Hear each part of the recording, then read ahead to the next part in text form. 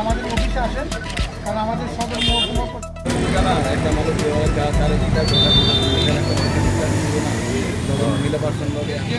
Enforcement team প্রতিনিয়তই আমরা market visit করি, আমাদের মূল্য যাচাই করি এবং এক্সপায়ারি গুডস বিক্রি করি কিনা সেটা আমরা দেখি।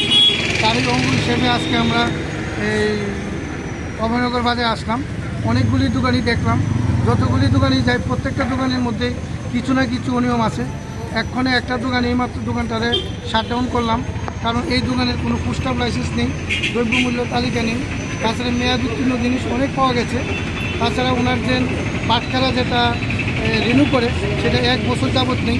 তো ওনাকে বললাম যে উনি সব কিছু ঠিকঠাক করি দোকানটা খুলতে, তার জন্য বন্ধ করে দিলাম। ওনাকে আমরা লিগ্যাল নোটিশ দেব, সদর মহকুমা প্রশাসন আইন মোতাবেক যার ব্যবস্থা নেবে সেটা নেবে। তাছাড়া আজকের মার্কেটে আরেকটা দোকান মিষ্টির দোকান ইন্সপেকশন করে একটা অবৈধ উপায়ে ব্যবহার করার অভিযোগে সুজিত পাল নামক মিষ্টির দোকান থেকে একটা গ্যাস সিলিন্ডার উদ্ধার করলাম। আমাদের অভিযান আজকে আরও চলবে, এইভাবে প্রতিনিয়ত চলবে।